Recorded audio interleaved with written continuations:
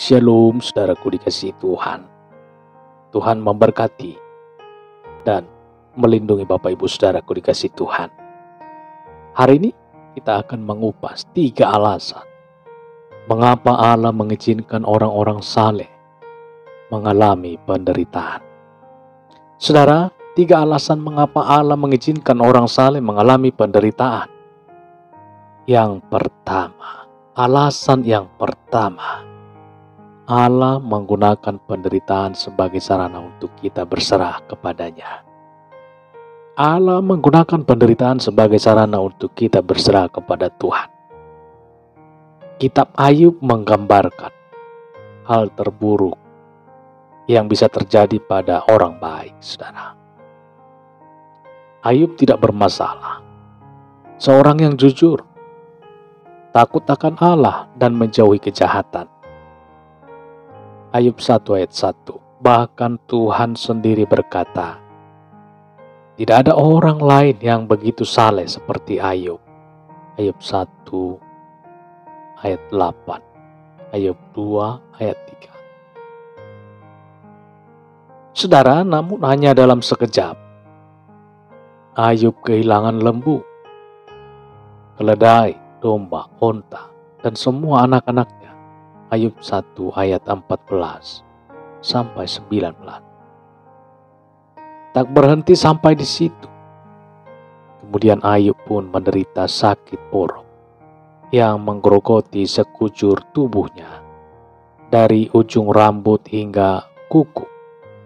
Ayub 2 ayat 7. Dan 3 teman Ayub, Elifas, Bildad, dan Zophar, mengatakan bahwa penderitaan Ayub terjadi karena dosa-dosa Ayub. Akan tetapi Allah menegur mereka karena mereka telah mengasumsikan yang salah. Ayub 42 ayat 7. Allah tidak menyebutkan bahwa penderitaan yang Ayub alami terjadi karena dosa-dosa yang telah dilakukan. Tidak, saudara. Tidak semua penderitaan yang kita alami itu terjadi karena akibat dosa yang kita lakukan. Terkadang memang ada orang-orang yang mendapatkan prestasi buruk di sekolah atau tempat kerja karena mereka kurang berusaha. Tetapi saudara, pada kenyataannya tidak selalu demikian. Mungkin saudara pernah memiliki pengalaman yang serupa. Saudara sudah belajar sekuat tenaga, mempelajari kisi-kisi, bahkan melakukan apapun sebisa saudara. Tetapi hasil yang saudara dapatkan tetap tidak memuaskan. Di dalam dunia sekolah, meluangkan waktu lebih banyak untuk belajar bukan jaminan bahwa nilai-nilai yang kita dapatkan akan memuaskan. Saudaraku, yang kedua, saudara, mengapa Allah mengizinkan orang-orang saleh mengalami penderitaan?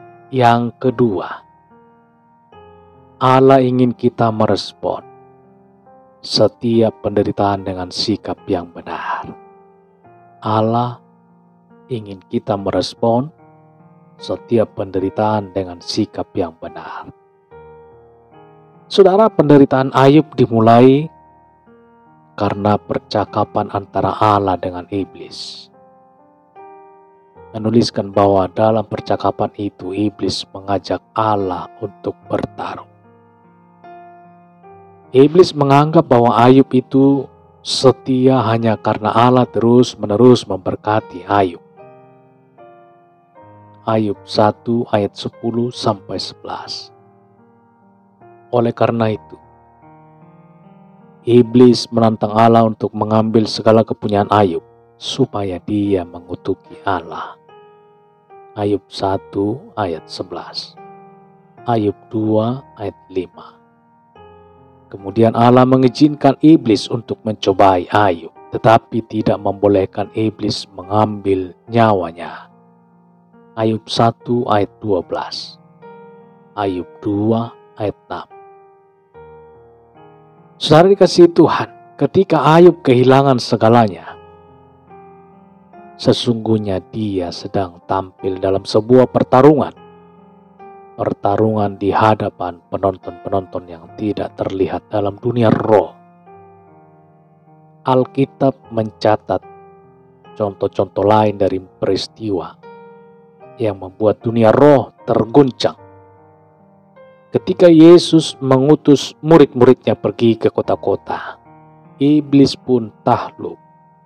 Bahkan Yesus mengatakan bahwa dia melihat iblis terjatuh seperti kilat dari langit. Lukas 10 ayat 1-18. Selain itu saudara, ketika ada satu orang yang bertobat, maka seisi surga pun bersuka cita.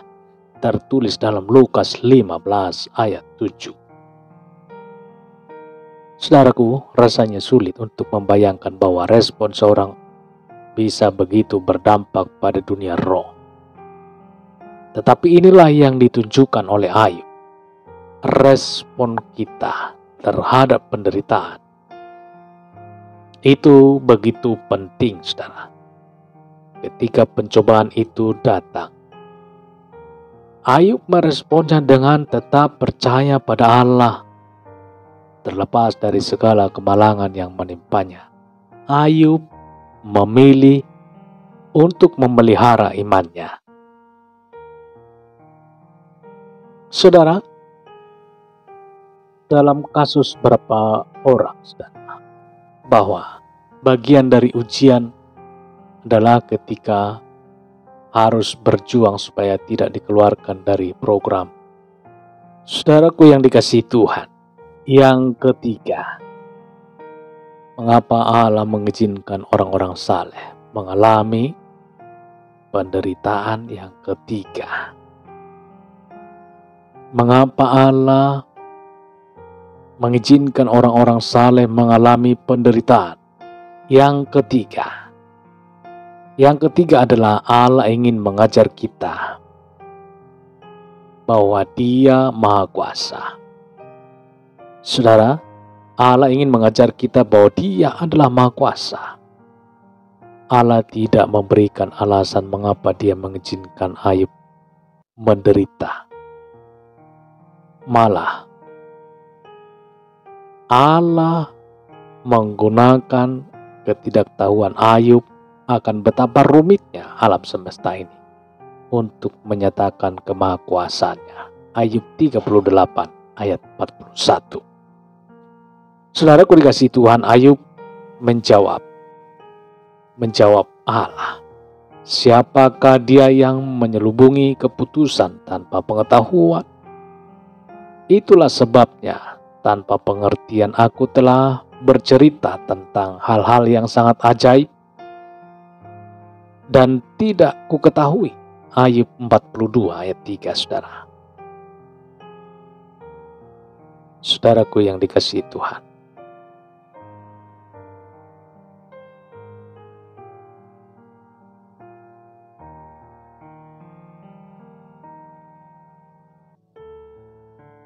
pada akhirnya, satu-satunya jawaban yang Allah berikan kepada Ayub adalah pewahyuan tentang dirinya sendiri. Seolah-olah Allah berkata kepadanya, Ayub, aku adalah jawaban.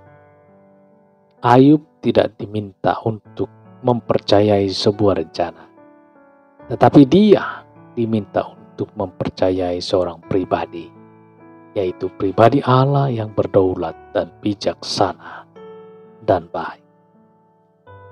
Jadi seperti yang telah dilakukan Ayub, untuk mengakui kekecewaan, keraguan, dan segala pertanyaan hanya kepada Allah. Ayub 7 ayat 11-21, Ayub 10 ayat 2-18.